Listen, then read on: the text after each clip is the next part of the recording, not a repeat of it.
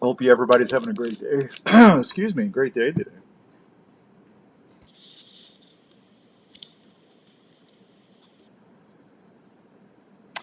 Okay, I am live on Facebook and we're live on the app. Y'all ready to rock the show? Let's keep going. I'm ready. All right.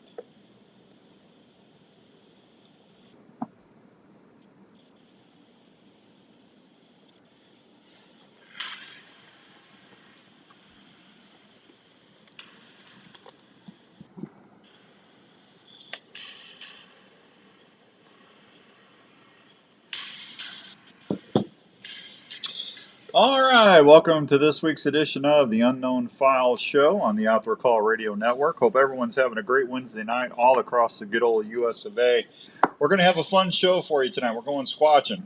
And I got to tell you, I love the ghost stories and the UFOs. We're going to have Mark Dean Antonio on here again from MUFON.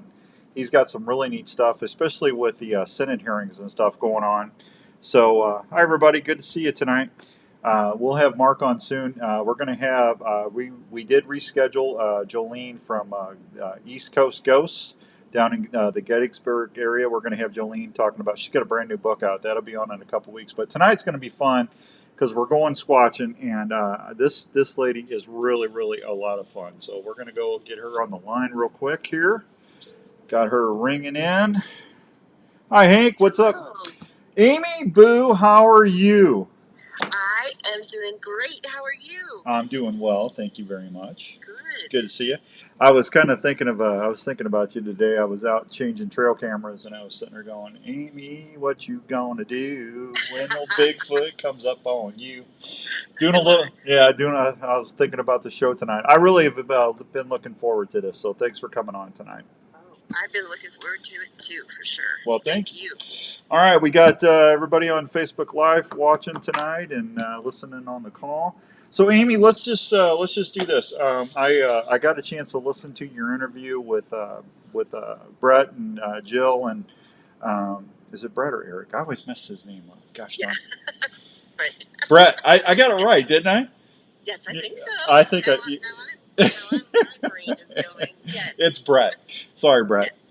Brett, I'm old, man. You got to give me some grace there. Tobe and Jill and Brett, you guys were on Flash of Beauty. And, I really enjoyed that interview, and that's when I Googled you real quick and got a hold of you. And I know you know Tim Holleran really well, who did a really nice book called The Bigfoot Influencers.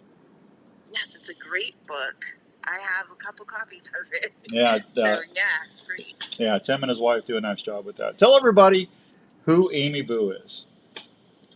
Well, I am a teacher from Youngstown, Ohio, and I'm also a technical writer, do all kinds of stuff professionally. Mm-hmm. But in my off time, which I don't have much actual off time anymore, I look for Bigfoot. Yeah. And I research about it. I have some cool projects I'm involved with. I'm writing a book, on and on and on. So, yeah, it's just a passion of mine and something I'm really fascinated with.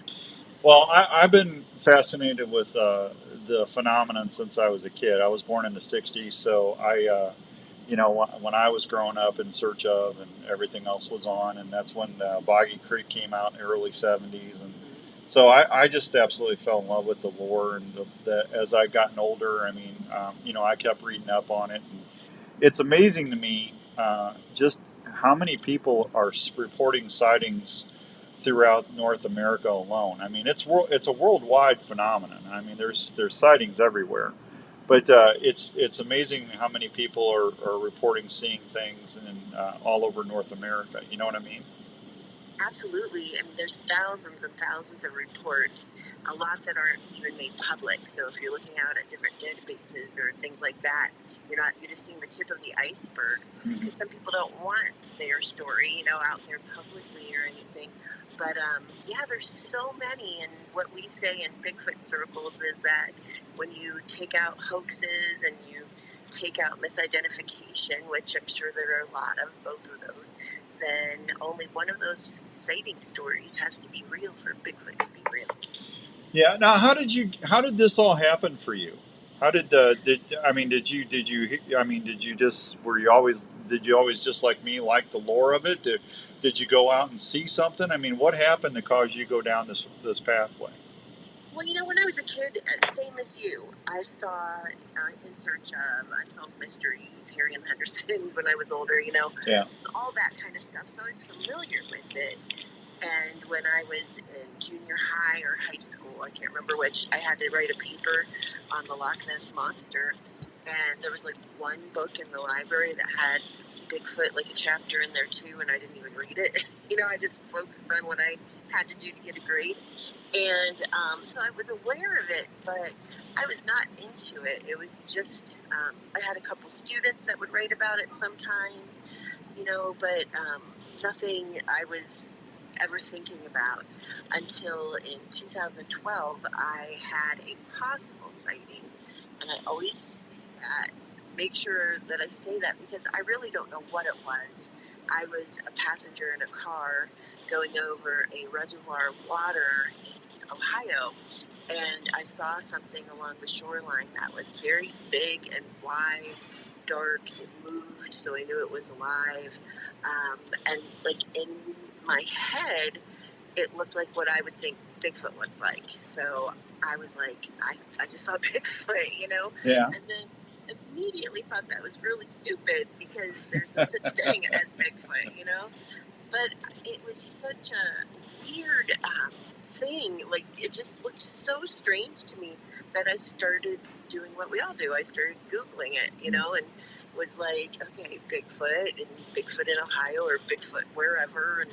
And I was astounded by not only where people were saying they were seeing these creatures, but that they were saying they were seeing them. So I wasn't the only one that saw something weird.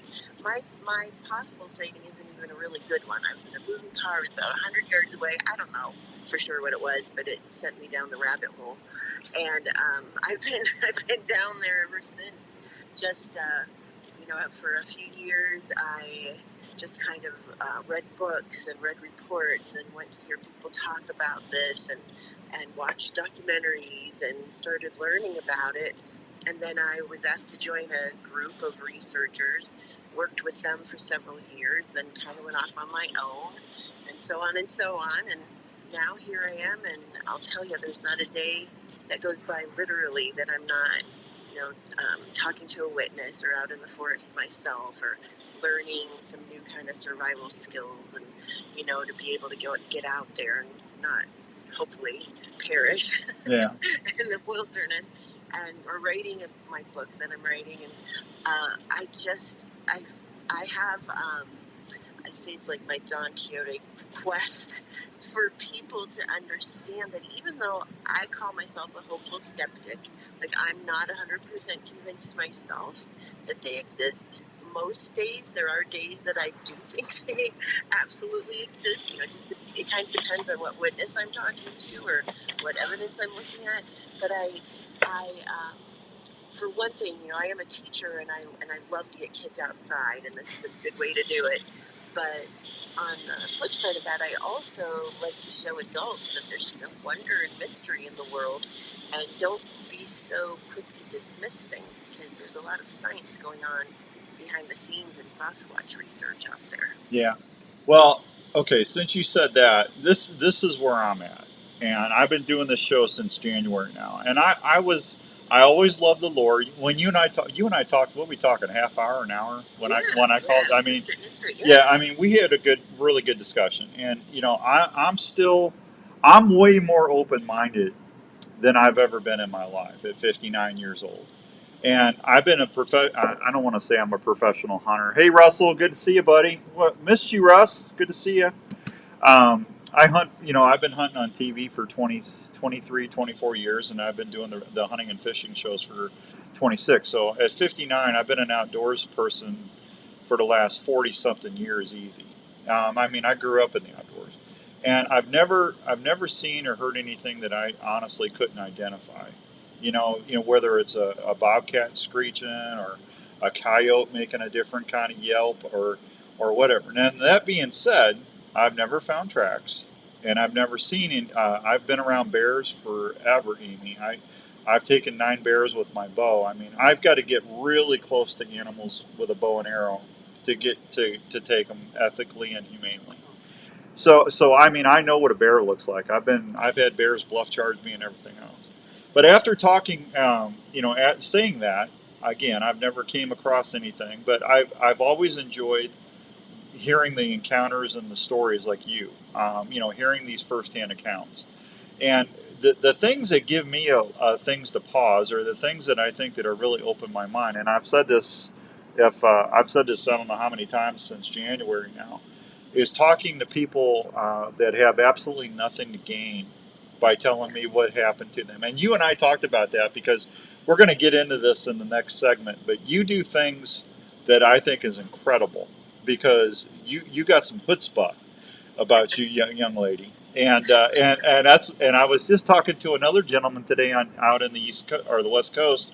He's do you know Daryl Tobe's friend? Daryl, yeah, I do know Daryl. Yeah, Yes, I talked to I haven't Daryl for seen him for a few years. I But haven't yeah, I talked to Daryl for about an hour and a half today, and I mean we were talking about stuff that went on at Al Moon, and I've had Mark Parker on the show, and Mark's not selling a book. Mark's not on. He was on the movie Flash of Beauty, Bigfoot Revealed. He was in that. But I mean, he's not out there selling T-shirts or koozies or books or tapes or anything like that. He saw something that totally changed his life. And if you go back to these other BFR files, um, I mean, people are seeing something. I mean, there's 6,500, almost 7,000 sightings? there's more than that. That's what I mean. Like, there's different databases, and that database, I'm sure, has the most of anybody. Yeah. But I used to be a part of that group, and there were a lot of reports that never even made it publicly, like whether we couldn't get a hold of the person because we always wanted to, actually speak to them, or they didn't want it put out there. There's a lot more. Yeah, I have my own that I collect. I know a lot of people that have their own. There's a really cool Bigfoot app that's out right now, Bigfoot Mapping Project, where they are collecting different reports from all over. Yeah, I know about that. Yeah, that's kind of a neat data. Yeah, that's a neat data point. It really is. And then there's a gentleman that goes by the name Squatcher Metrics who's pulling in lots of different data from everywhere. Did you just say Squatcher Metrics? It's what it's called, and it's amazing. Like, he has done an amazing job of gathering different reports and like sifting through all the data that's in there. Yeah. Like, trying to figure out what's going on here. Yeah. Well, I listened to Tobe and Brett and Jill the other day. They had Dr. Jeff Meldrum on. That's their latest folks. If you want to hear a good documentary podcast, look up Flash of Beauty Revealed. They do it. You can catch it on iTunes or wherever podcasts are up. But it's a great. I think they're up to episode 15 or 16 now. They've got some great stuff. Amy's actually on there too. But I am, and I'm so excited because I only had like this little cameo appearance in that documentary. I had like one line, I think, because I was in the right place. Yeah. And I'm like, woo! Yeah, that's all right. To say I was in it. Well, they had Dr. Meldrum on, and I've been reading a lot of stuff about Jeff Meldrum, Dr. Meldrum, and the stuff. And when he starts talking about these metatarsal breaks and the angleization of the foot posture and the way that the joint and the foot is flexing in these castings, that they can see the anatomical anomalies that nobody, unless they're a podiatrist or an orthopedic surgeon, is going to know how to do that and make it to where it doesn't look like a human. But I mean, we're talking about a different hominid. I mean, we're not talking about us. We're talking about a different animal, a different creature. And he said these things going back to the 50s and the 60s. He even said in that interview with Tobe, and I don't want to ruin it for anybody, but he was saying that Patty, which is the original, probably the most looked at footage in the history of famous. Yeah, that's the one in Bluff Creek that Roger Patterson and Bob Gilman. He said anatomically that's probably the best evidence that's ever been done, and he said that was absolutely 100% correct. With all the technology and everything, they're able to blow up, and you can see the musculature, the calf muscles move. Right. It's really fascinating. Yeah, I mean, it really is. I mean, I've never heard anybody say anything about calf muscles. It's always, look at the suit. Look, is it a suit? I have heard that that you could see muscles moving and stuff, and the back of the neck and the crown of the head. There was different things that were flexing that you couldn't have faked back then. Yeah, Right. I mean, it's such a people are so divided over it. yeah. But if you really look into it, you will go away like, wow, I had no idea about this. So Well, people should really look into it. yeah, that's what's got me more perplexed or open minded than anything is what Meldrum is saying. And like people like Mark or Darren or Daryl that I talked to today, or there's several other people. I've got a friend of mine here in Iowa. Him and his dad were out deer hunting, and they came across a thicket and went by the Raccoon River. And he said there was one standing right there on the riverbank. They walked almost right up on it, and then it took off. And this kid, I know this guy. He doesn't lie. Right. Right. So it's like, okay, all right. So but then I start. I don't know about you, Amy, but do you start going through the process of, okay, so why am I not seeing this on satellite imagery, or why am I not seeing more thermal cameras, or what? Do you start going down there like I do? Start going, okay, I'm open minded here, but what about over here? Why am I not seeing this, and this? Do you do that? I absolutely do that. And it's like the biggest question I get. I just spoke at a library last night, and I got the biggest question is like, where are the bones? Where are the bodies? Yeah. The second biggest is usually, why don't we have more pictures of them? And I'm like, I have those questions, but I am. I look into it. I ask people who are way smarter than me. I have a group that has a whole bunch of scientists in it, and I ask them those questions. And we'll talk about the acidity in the soil and how quickly, like a deer carcass will dissipate, from that or from scavengers or whatever it is that naturally does away with it, or scattering of the bones. And this has almost become cliche in Bigfoot like interviews, but if somebody asks us, why don't we find more bones? Most of the time you'll hear somebody say, well, most people have not found bear bones, like black bear bones or whatever. Now, obviously they have. Yeah, obviously, right. Bears exist, and Yeah. they have found them, but it's not really common, Or what I understand. Or mountain lions. Right, or mountain lions. We know they exist. Yeah, I was talking to Fred Eichler. He's a real famous hunter, and Fred and I were talking about animals that decompose in the wild and stuff, and how you don't come across. And he said he's only found like maybe one or two bear, or it was either bear or the cougars, but you don't see a lot of it.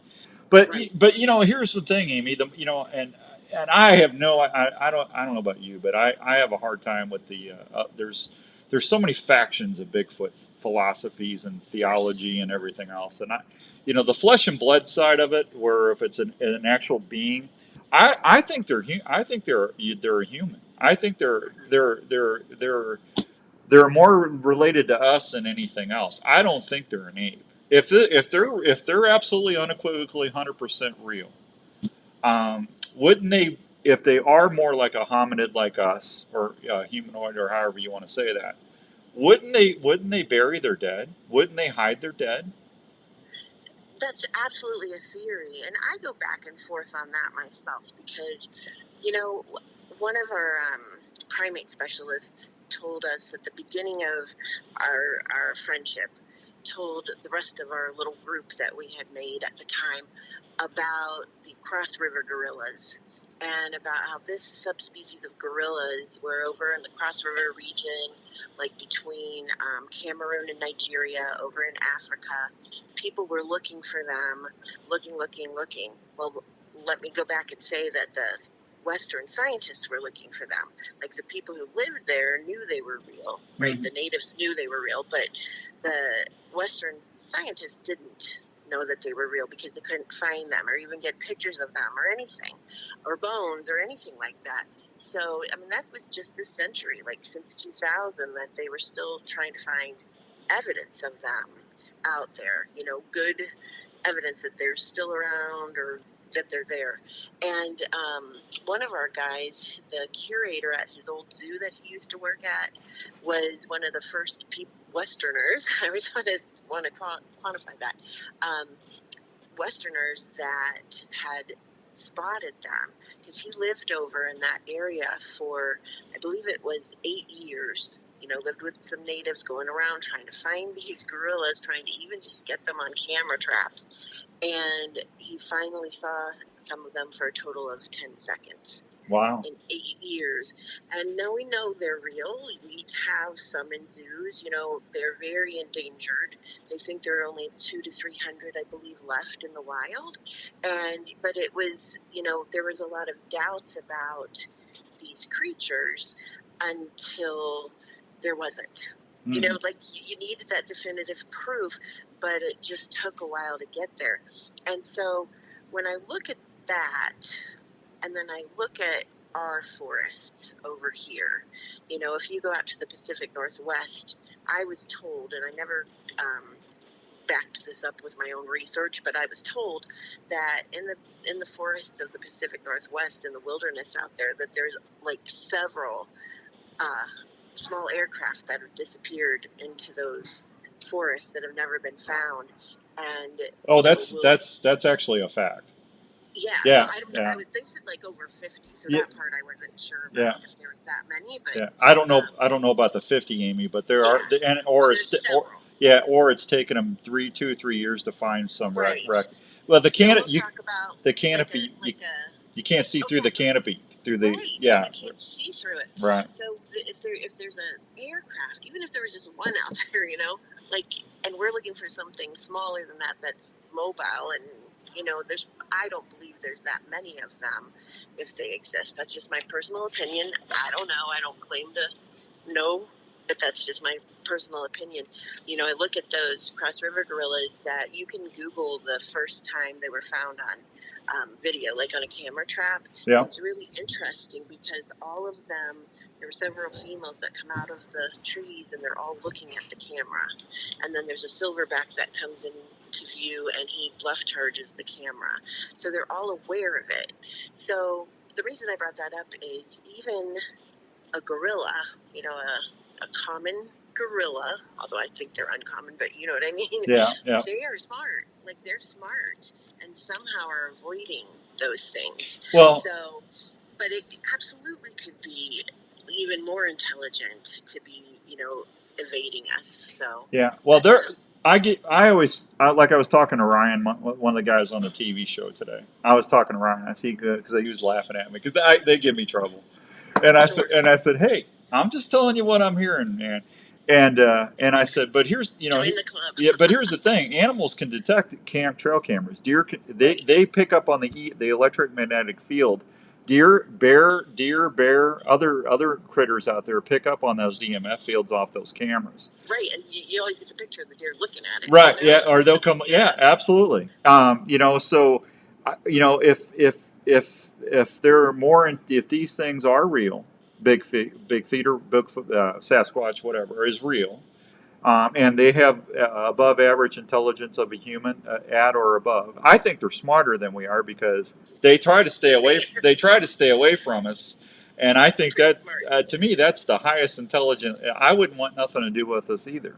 Me neither. And the thing about burying, another story I was told by some of our primate specialists is that there was a zoo where there were some chimps, and one of the chimps had like a stuffed animal that she came to the zoo with, and she would carry it around with her for years and years, and she passed away. So when she died, they put that chimp into a different room, and all of that chimp's like family and friends, chimp friends and family would go into that room, and it was like a mourning experience. They would look at her, they'd get upset and all of that, and then finally that chimp's best friend that she would hang out with all the time took the stuffed animal and kept it. Wow. And to me, and we were talking about how that really shows empathy of a sort, so when you're thinking about that, and then you're going out and saying, okay, Sasquatch, if they exist, could be even smarter than that, why couldn't they bury their dead? I don't know. That's just a question I had. Just going back, I had Mel Scahan on the show, and Mel's a great guy. And Don Sherman is a Native American person up in Minnesota, and we were talking about, every nation has a name for Bigfoot. So that's kind of ironic. I mean, how would they all have the same lore? But they said that a long time ago that the Native Americans have a different theory or a different approach than what we do. It's part of their culture. Yes. Bigfoot is part of their culture. They use them. They're a lot of the Native Americans on the Pacific Northwest. They've got Bigfoot on the bottom of their totems, and that's like one of the Right. that's the most revered spot on a totem. And along with other real animals, Right, whales, right. Orcas, and all. Yeah. Absolutely. I was out in Montana last summer. Was very honored to be invited out there with some friends of mine to go to the Blackfoot Reservation and meet some wonderful tribal members who took us out to look for the Inamitapi, which is their name for the hairy man. I'm probably butchering how I'm saying that, but I'm doing my best. Where was that at? In Montana. Montana? Sorry, okay. All right. Blackfoot, depends on which, if you're Canadian or American, United States, which one you call it, I guess. I always forget which is which. That's all right. But yeah, they took us out, and it was the absolute best thing. When you were on the reservation, and we camped there, we saw grizzly bear and moose and all these different things. When we were on the reservation and talking to the tribal members, they just matter-of-factly said that these were real. They were absolutely real. And I remember there was one lady at a campground we stayed at that said there was one that had been in her garbage like the previous week. Really? When we went outside of the reservation and we went into Glacier National Park, which is Blackfoot land, like their homeland. It used to be, and then everybody was kind of either making fun of us or just kind of smirking at us. Or we did find one ranger that was kind of into it, and he was like, "Yeah, I think it could be real." But the difference, like you were saying, between the tribal members and the non-tribal members was night and day. Okay. How they would look at these, it was fascinating. Well, now you're in Ohio, so Ohio is kind of a big, kind of a hot spot for sightings. I think you guys call him the Grass Man. Yeah, the Grass Man comes from a newspaper article that I cannot remember what year that came out. It's not that. It's like decades ago, but not centuries ago, that somebody called it that. So okay. A lot of, from what I understand, a lot of people think, it's the old Grass Man stories, but really that term is a little bit more modern. Yeah. But yeah, a lot of us do call that, Grass Man festivals or, things like that, because some people say that they make kind of a nest out of grasses. One of the projects that I'm involved in out in Washington State is examining some nests that are really cool that a logging company discovered, and you find these things all over the place, but just made out of different materials depending on what's available. But yeah, in Ohio we have the Grass Man, or just Bigfoot. Yeah. Well, I think I told you this. I was just in Ohio for an event for Pure Whitetail, and I had an individual come up to me at the bash, and he said, "So what's all this about this Bigfoot show and stuff you were doing?" Because I have a bunch of the people that we talk deer hunting and stuff that listen to the shows. And I said, well, I wanted to do something a little bit different that was away from hunting and fishing, that could to get people to listen to the network. And, who doesn't like a good Bigfoot or ghost story or UFO, right. Talk about that. And he goes, all right. So he goes, I'm going to tell you this. And I go, uh-oh.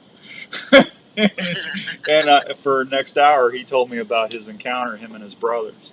Now, this is somebody this guy is a very, very religious man.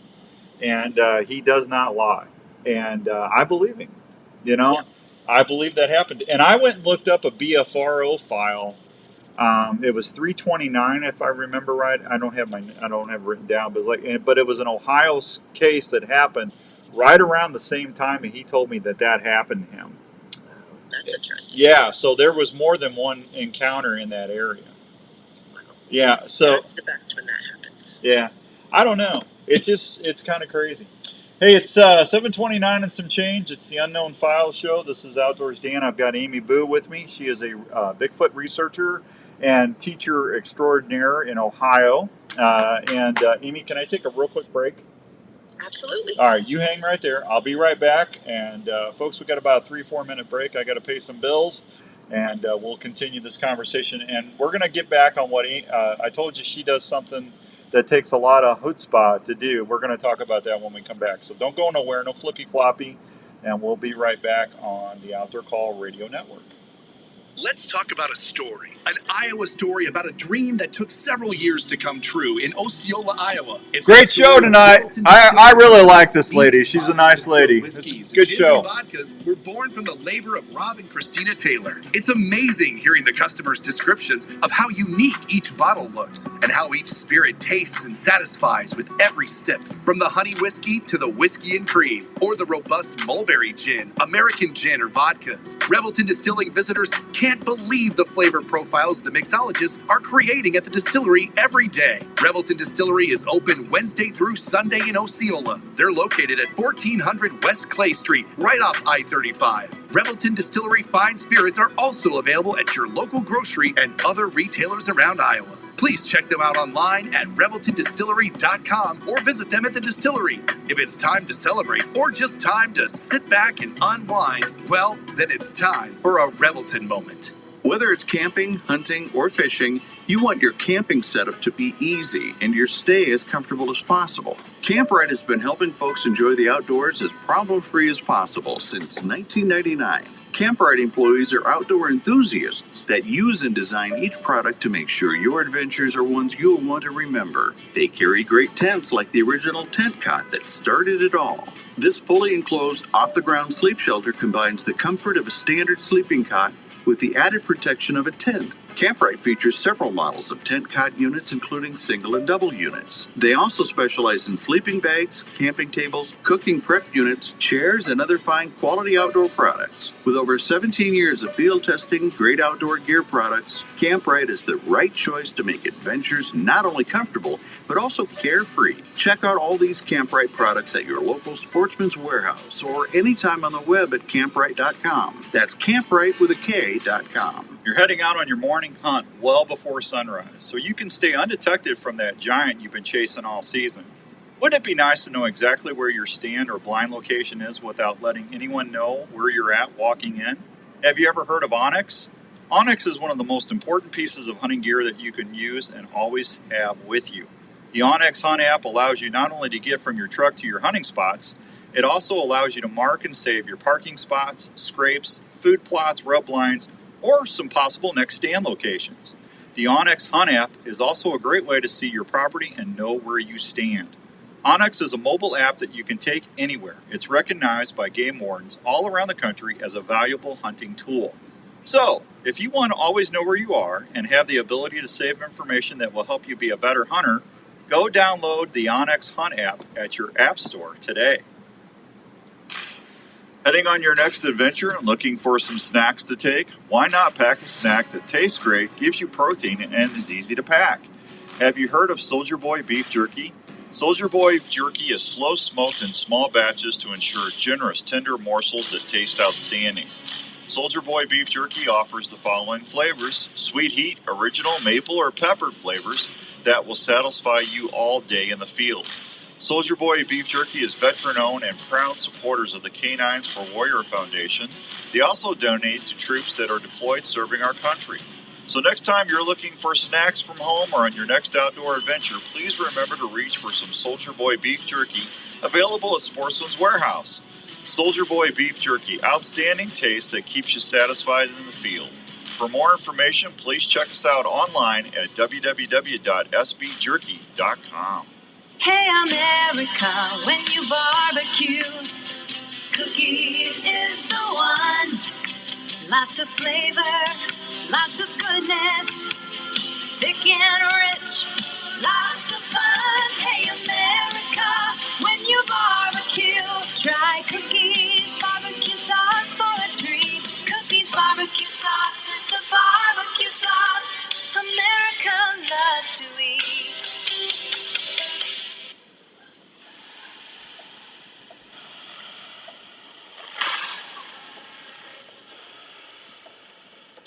All right, welcome back to Unknown Files, Case 24. Amy Bue, the lady in Ohio. Amy, are you still there?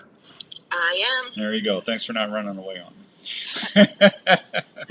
So, before we get into what you do, I'm going to take a couple minutes.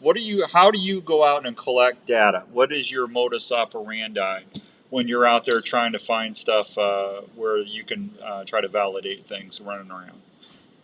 Well, a lot of different people have looked into like where are the most likely places that you maybe could find some evidence, where have the most sightings been, what kind of terrain do you want to look at, that kind of thing.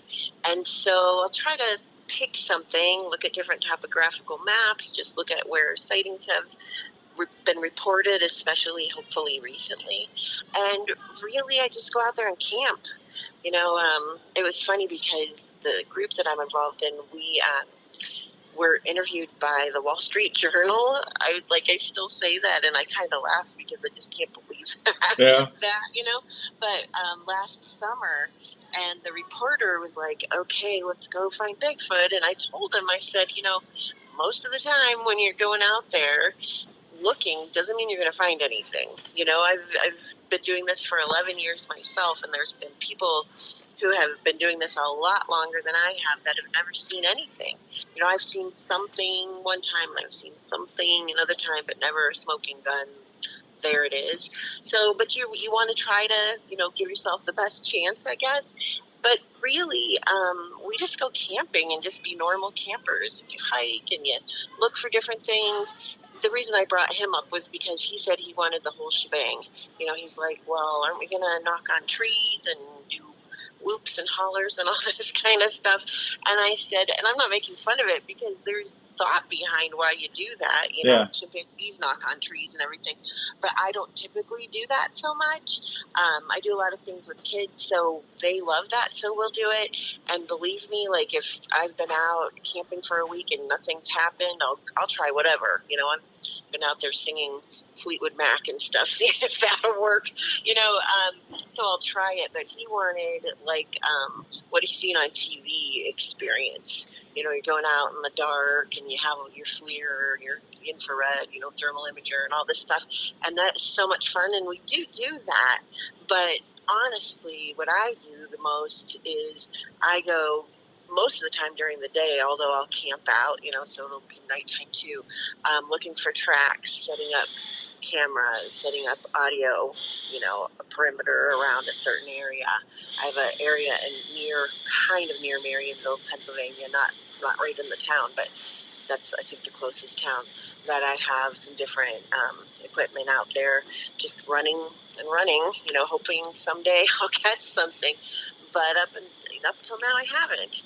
There have been lots of people that say they've seen things and heard things there, but just myself, I haven't. Now, different people I know have found really great footprints and awesome audio that, we try to debunk as hard as we can. I get sent audio a lot. I've tried to educate myself. I am not a hunter. Yeah. But man, do I respect you guys who are, and I wish my brother would still hunt and bring me some venison. So I'll eat whatever you guys shoot or whatever. But but I have tried to educate myself what isn't Bigfoot. Right.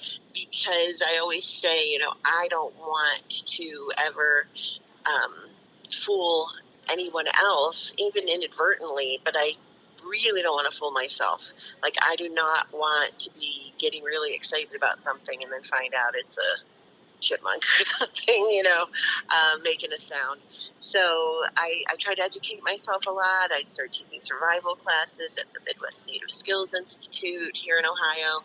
And those are things I never, my brother made the fire. My brother did this, both of my brothers. If we would go camping at my grandpa's hunting cabin, we were inside a cabin. I didn't do the roughing it part back then until my 40s when I got into Bigfoot. So, it's funny, just being prepared, learning what is not Bigfoot, camping, looking for footprints, looking for nesting areas, learning what does a deer bed look like, what's the bear bed look like.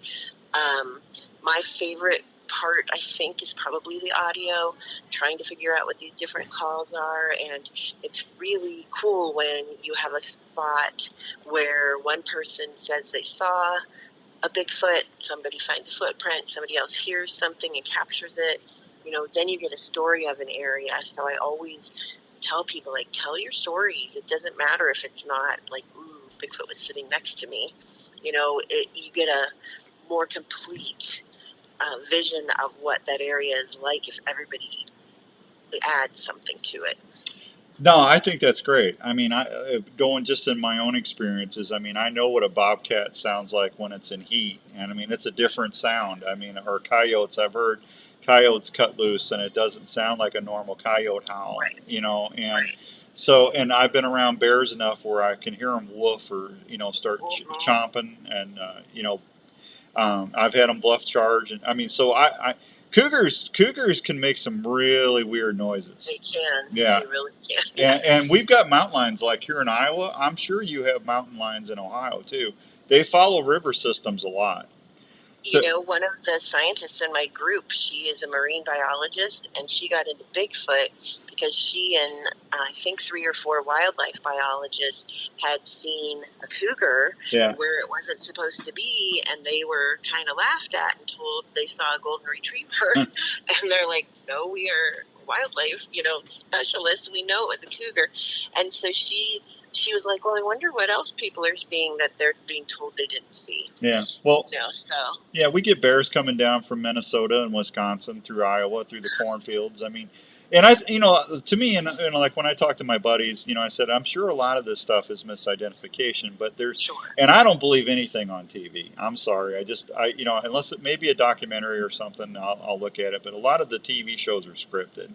They are, and a lot of it is for entertainment, which doesn't bother me at all. Yeah. But I feel like they have little bits of truth in there, or little cool things that they do. I know, Amy, but it's just not helping. I mean, if somebody, I think, like one of the things that you do that I just think is awesome is you actually go to hunting shows. You go to outdoor expos, bow hunting shows, and you get a table and you talk and ask people if they've ever seen anything in the woods that they can't explain. That takes a lot of guts, Amy, because you're setting yourself up for ridicule like crazy. I know it. Yeah, but I mean, how many times have you had people come back and pull you aside and then, because didn't you tell me somebody actually was telling you and they started crying? Yeah, no, it's been the best experience, and I got into doing that. I think it's been about 5 years now. Yeah. But I got into doing that by accident. Like, a dear friend of mine was offered a table at a show in Monroeville, Pennsylvania, and he said it wasn't really his jam. He didn't really want to talk about Bigfoot. Yeah. It just wasn't something he wanted. Did I want to do it? And I'm like, heck yeah. And I remember the first time I did it, I was there the night before. Like, what in the world have I gotten myself into? Because I don't really care if people make fun of me so much. It can be irritating because there are a lot of really educated and smart people, and even smart and not educated. I don't even mean it that way, but just smart people who think that this could be real, and who have had sightings. So, I take it with a grain of salt, because I understand that a lot of the public thinks we're out there looking for Smurfs or something like that. Well, they don't get it. Yeah. Well, in all fairness, too, and I say this all the time, I cannot say that Bigfoot is real, but I can't also say that it's not real. I have no proof either way. Right. You know, And I'll tell you, when I think that it is, the days that I said some days I really think it is, those are the days I talk to witnesses. Like I see at these hunting and fishing shows. I get it. Just talking to Daryl today, it's like, Daryl, I believe you. You know, and Mark Parker, I believe Mark. I mean, Mark's a bow hunter. I questioned him about woodsmanship skills. I asked him about thermals and wind drifts and woodsmanship tracking and looking for sign. I asked him a lot of questions, and he was right on. I mean, he had a good I'm looking at the wrong word, Amy. A good comprehending of woodsmanship skills. Right. You know. Yeah, well, that first night that I was setting up, I got there late after working all day, and I'm like, okay, I'm going to do this. And, I always say I didn't know if they were going to throw tomatoes at me or if anybody would talk to me or what. If they throw tomatoes at you, call me and I'll come. Okay. That's going a little over the line. No, but I had set up my sign, so it was like the Bigfoot thing. And I look up, I'm putting this artificial grass down in my booth, and all this stuff. I look up, and there's 5 guys standing there waiting to talk to me. So I stand up and I'm like, hey, and there were 4 or 5 different guys who had booths there that wanted to tell me their Bigfoot stories. This is before it even started. That's awesome. And yeah, I've had, and I often go with, I have a great group of friends who will help me, because there have been times, no lie, that I've had the people that put on these shows come to us and say, your booth was by far the busiest booth here, because people like Bigfoot, on one hand, and if the kids are there and everything, but we get a lot of stories. I've gotten over 300 accounts in the last 5 years from people who say they've never told anybody else. And like we've talked about, could some of them absolutely be pulling my leg? Yeah, they could be just lying to my face. Could some of them be misidentification? I feel that possibility goes way down when I'm talking to hunters, and fishermen and people who know their animals, but it could be, in certain circumstances. But we have talked to guys who, there was an older gentleman that came to the table, and I think it was the first time we'd done this. And I say we, my best friend, who's also my Bigfoot research partner, Tina Sams, she comes with me a lot, and she's been a lifelong hunter, so she'll talk to them about hunting, and then she'll put them over to me, and we'll talk about Bigfoot. So we have a little system going. Yeah. But this older gentleman, came to the table, and he didn't say anything for a minute, and I think he even left and came back, and that happens a lot. There'll be a group of guys who are together, and they're kind of huh, Bigfoot, huh, and then they'll leave, and then one of them will sneak back and tell us the story. That happened, a lot.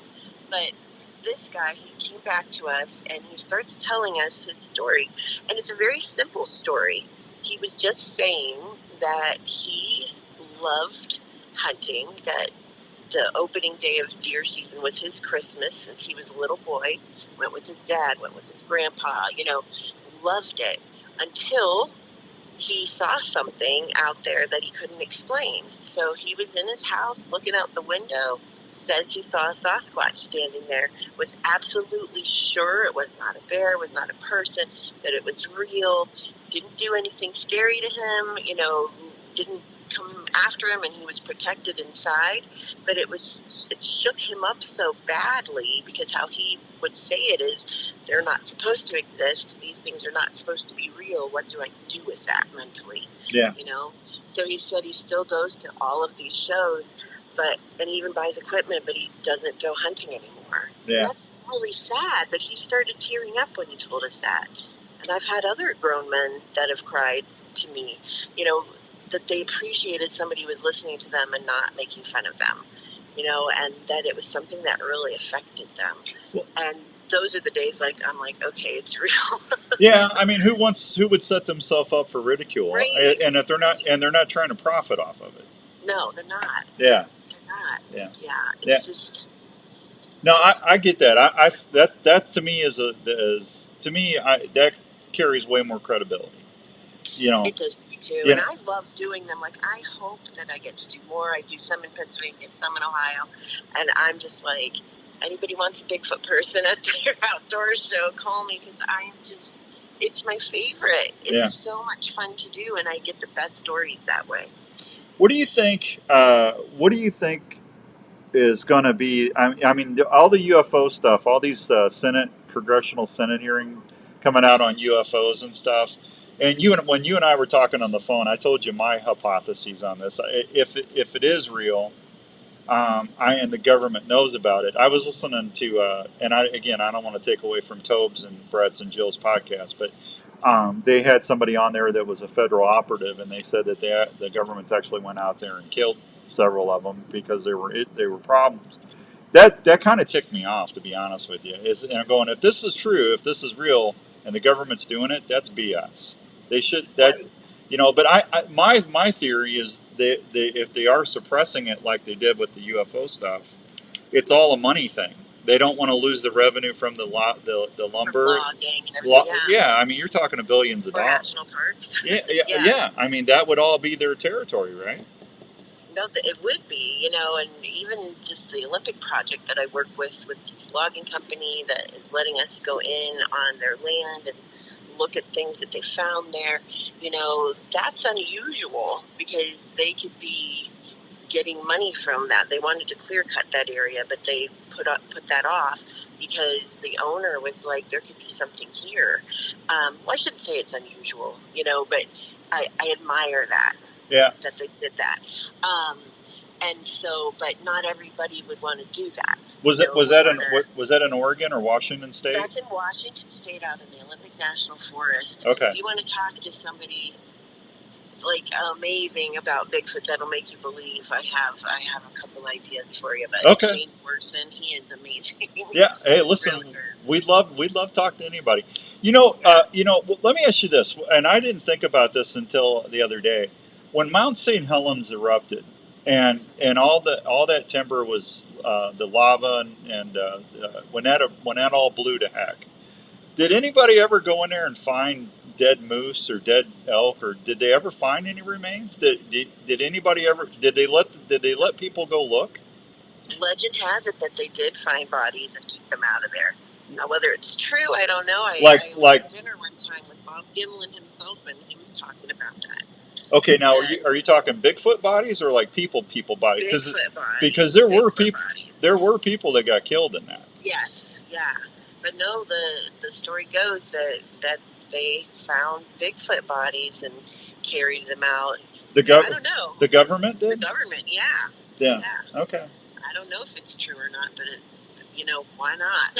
I never ever used to be a big conspiracy theorist type person, but yeah, like looking at all this UFO stuff now, I'm like, I'm taking it a bit more seriously. Yeah, no, it's making more sense to me. Well, you have to be more open mind about it. Like this gentleman I had on, Mark Dan Antonio.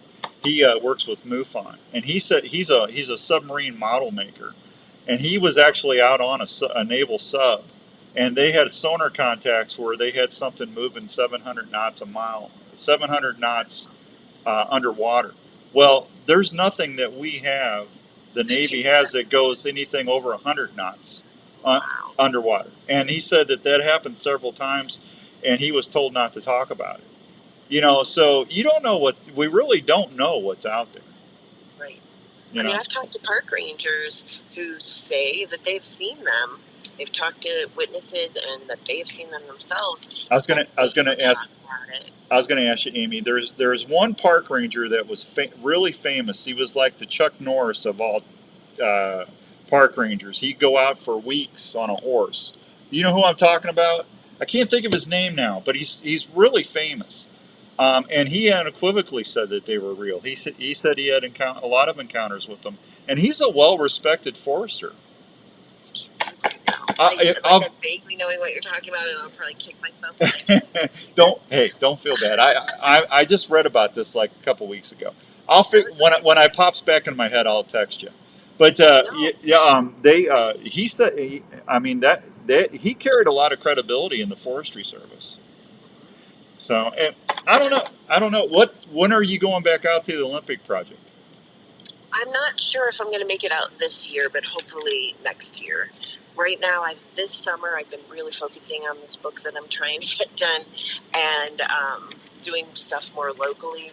But hopefully in the spring I'll want to go out there. A lot of the activity that they have seems to happen like in February, March, that time of year. So Okay. maybe I can get out there then. Well, Yeah. I want you to tell me, keep me up to date on stuff. What's the book going to be about? It's about a gentleman named Tom Page, who is from Ohio, who, from everything that I had heard, he was like the money behind some different expeditions in the early 70s. And like right around that time, like with Roger Patterson himself and with Peter Byrne, who really sadly just passed away this past week. Yeah. These guys that were the pioneers of this type of research. And I had briefly met Tom, and I started thinking, I was like, I wonder if he has any stories, because he was a multimillionaire. He had a very successful business, but he would fund things. But I just had an inkling that maybe he had a story in there, and took me 2 years to find him. Finally found him. We had many a lunch where I interviewed him about really awesome stories and things that he had done with Roger and Peter and different people. And so I'm writing that up. He passed away a few years ago, and he was helping me with it. But I'm finally, I was a bit sad and didn't really want to continue it without him. And then I'm like, you know what, I need to finish this up. So I'm getting there. Okay. All right. Well, I want to get you back on the show before Christmas. Oh, I'd love that. Yeah. Can you give me an update, like after Thanksgiving? I'll try to get you in and around, because I'm going to take a break, because I'm going to be sitting in a tree forever trying to get TV shows done. Oh, yeah. Yeah. No, that's awesome, and I'll be watching. Yeah, well, thank you. I appreciate that. But yeah, when I'll try to send you some dates, and then if you do some stuff later this fall or into the holidays, I'd love to hear about it. Is that all right? Yeah, I will for sure. I'll be doing stuff. I won't be out in the Pacific Northwest probably, but I'll be in Pennsylvania mostly. Hey, and West Virginia is a hot spot. Yeah, they call them tree. What do they call them? Holler people, or there's so many different names. There's wood booger. There's like different. Yeah. Depending on where you are, people say different things. So yeah. Yeah, that's a different. They're scared of them out there. Yep. Yeah, I don't know. Do you really think they're malicious, or do you think that's people making that up? I personally think that anything could be scary or aggressive, depending on if you're aggressive toward it, if it has young, So I definitely think that I wouldn't, people ask me what I would do if I saw one, and I don't know. I'd be really afraid, I think. Yeah. Like even if I went around a corner and there's a chimpanzee there, those things are scary. Yeah. But I don't know that I think that they're out for blood just because, like you get those scary stories. Yeah. I don't know. If I ever do hear or see something, I'm going to have to go look. And I'm too. Yeah, we should go. We should go looking sometime. I'm telling you, I talked to Daryl. I told him in 2 or 3 years, I want to come out there with Mark Parker and him. Absolutely. And come out to the Alleghenies with us. Yeah, I'd love to do that. I got a FLIR unit ready to go. I got one that videotapes and everything. I definitely want to see it. So. Me too. Yeah. All right. If somebody wants to know more about what you do, Amy Bue, how can they do that? Well, you can contact me at bigfootamy@gmail.com. AMY.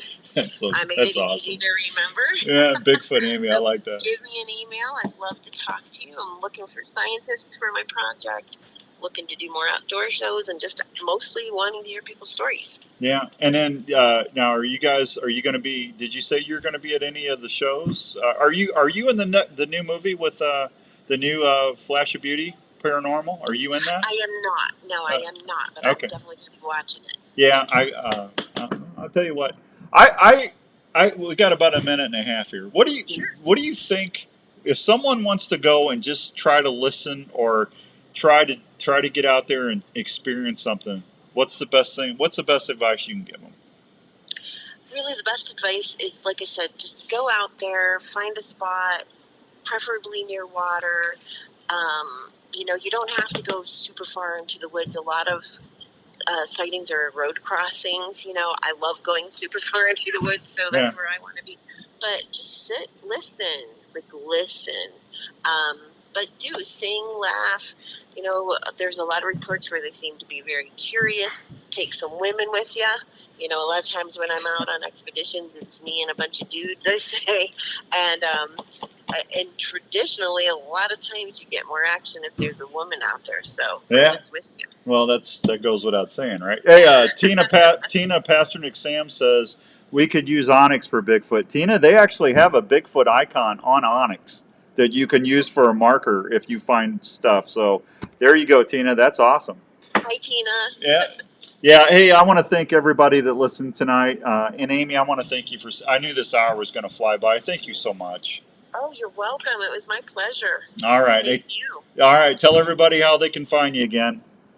BigfootAmy@gmail.com. I'm also on Facebook. There you go. Amy, we'll talk to you soon. God bless you. Thanks. You too. Thank you. There she goes, Amy Bue. We're going to wrap it up. That's going to wrap it up for this Unknown Files show with Outdoors Dan. This has been brought to you by our friends at Revelton Distillery, the official spirit of Unknown Files. We'll see you next time. Keep it here on the Outdoor Call Radio Network, and be careful out there.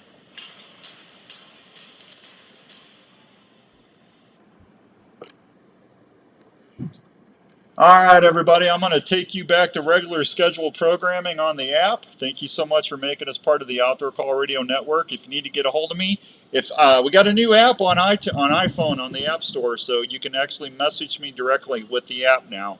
So all you got to do is just go refresh that, and you'll have the new app.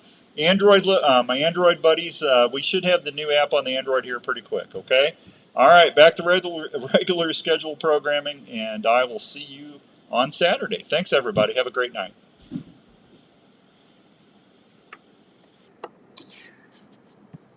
All right, everybody. Thank you so much on Facebook. I appreciate you. Have a wonderful evening. Thank you, Russell, Tina, Tony, Hank, everybody. Can't say enough for appreciate you all following the show, and we'll talk to you soon. Have a great night, everybody. Thank you.